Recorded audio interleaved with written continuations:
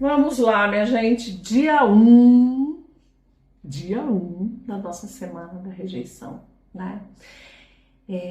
A base que a gente vai ter, né, para a gente trabalhar esse processo de entendimento do que é ser rejeitado.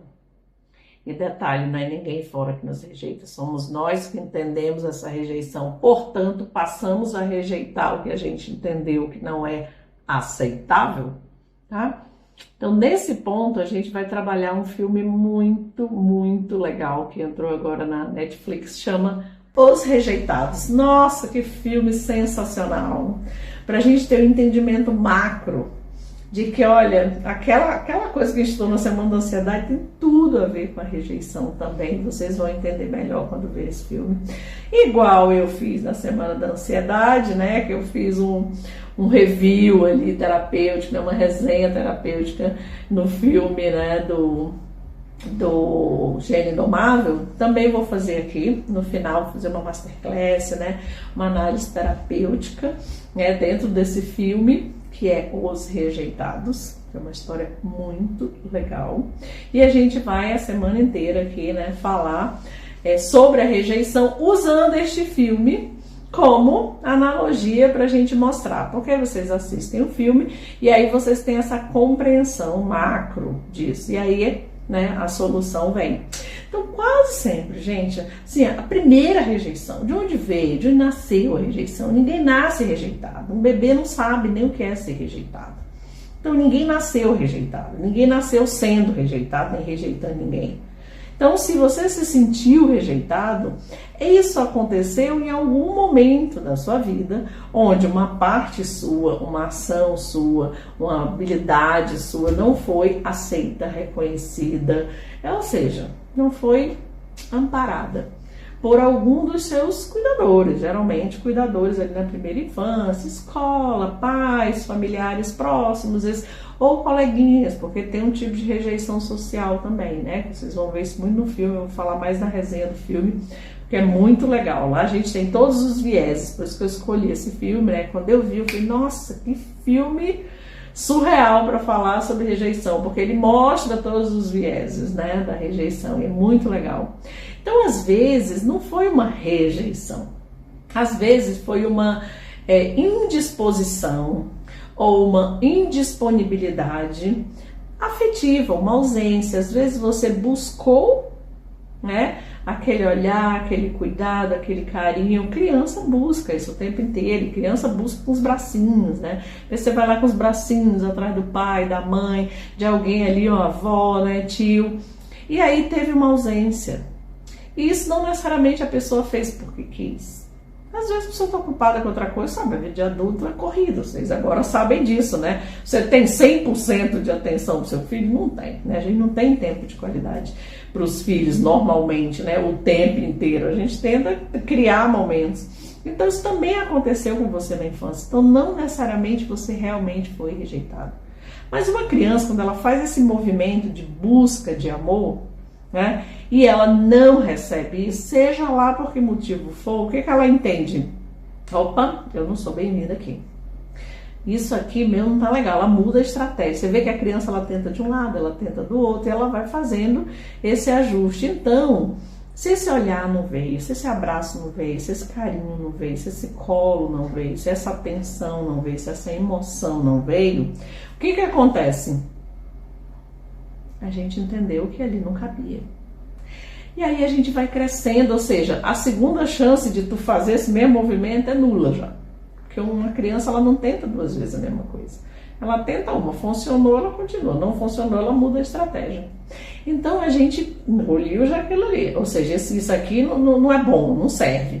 Eu já rejeito esse pedaço meu, eu já me fragmento, já tiro esse pedaço de mim. E aí, minha gente, se a gente vai crescendo, sabe quando é que você olhou para isso? Nunca. Sabe quando você nomeou isso? Nunca. Porque isso é um processo terapêutico muito longo e muito sério para a gente chegar nesses pontos. E aí, ó, o corpo vai registrando. Eu sou demais, ou eu sou de menos, ou eu não sou legal, ou eu não sou amável, eu não sou aceita, eu não caibo aqui. Então o corpo registrou alguma coisa. Isso virou a verdade para você. E isso você levou para a vida. para a vida, tá? Então, quando a gente começa a fazer um processo terapêutico, né, psicoterapêutico, tem que trabalhar em níveis de psique isso, né?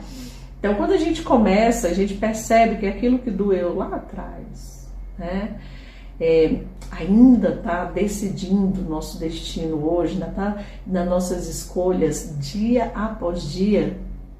Aí a gente começa a botar um pezinho atrás e falei, opa, preciso olhar para isso. Porque a gente culpa muita coisa, mas realmente de onde vem isso? Né? O que molda nossas escolhas? Você já se perguntou assim, por que eu escolho isso e não isso? Não é consciente isso, minha gente, não é consciente. Então, as máscaras da rejeição, de onde vêm as máscaras da rejeição? Quem tem medo de ser rejeitado aprende a agradar, a ser bonzinho, a ser sempre moldado para o ambiente. O que precisam de mim? O que esperam de mim? Eu vou ser isso? Porque se eu for uma vírgula fora disso, podem me rejeitar. Então a gente aprende a ser funcional, a gente aprende a ser útil, a gente aprende a não incomodar, a gente se adapta muito fácil, muito rápido. Então tem aquelas coisas, nossa, minha filha era tão boazinha, minha filha nem chorava.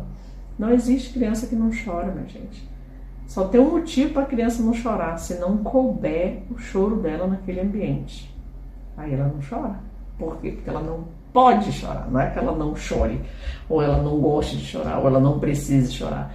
Toda criança precisa chorar, inclusive nós adultos também precisamos, né? Só para encurtar o caminho, né? Então, ó, o preço é muito alto, mas muito alto, muito mais alto do que vocês imaginam. Assim, começa a existir, você começa a existir pelo olhar do outro, não pelo que você é. Olha que desgraceira isso. Você, a partir do momento que você não nomeia a rejeição, que você não volta lá, não encara isso, não traz de volta a peça, o bloco que você tirou de você, que você rejeitou, se você não encara isso de volta, você vai deixando de existir. E você vai começando a existir através do olhar do outro. Então, o outro é quem vai dizer quem você é, vai dizer como você se comporta, vai dizer quanto você merece. E aí você fica ali o tempo inteiro buscando essa validação. Minha gente, isso é a fórmula perfeita e maravilhosa para você ser infeliz o resto da vida. Infeliz o resto da vida. Hoje, eu não estou te convidando aqui para dar um passo simples. Porque não é simples, tá? Observa quantas vezes no dia você silencia, você se cala para não ser mal interpretada. Que você faz coisas toda pisando em ovos, toda no miudinho, para ninguém entender errado, para não achar você sempre nesse lugar da inocência, de querer encaixar, de querer se adaptar. Esse é o primeiro sinal de que a ferida está vivíssima e sangrando aí dentro de você, tá? A gente cria um vício em repetir o que doeu. E não é que a gente faça isso, né, gente, porque eu sou masoquista, então eu vou sofrer. Não tem nada a ver. O nosso inconsciente, ele é um mecanismo que ele fica o tempo inteiro projetando do lado de fora. Então a gente olha uma pessoa, o que você não gosta daquela pessoa é uma projeção sua. Olha a roupa, olha isso aqui, é uma coisa mal resolvida em você que você projeta nos outros, né? Olha o jeito que essa pessoa se comporta. Nossa, fulana tem não sei quantos namorados, olha que isso, okay? Olha o cara que se comporta assim, assado, cozido. Todas essas projeções são coisas que estão no nosso inconsciente. E o nosso inconsciente projeta isso para quê? Para a gente poder elaborar, entender. Então, o que acontece com a rejeição? A gente vai ficar o tempo inteiro, o subconsciente, o inconsciente, mandando essa informação para a gente repetir o ciclo, tentando ter um fim diferente, um final diferente, sabe? Quando isso vai acontecer? Nunca, se você não tiver consciência. Mas é nunca. Então, é por isso que eu te convido para você vir, para a gente trabalhar isso junto.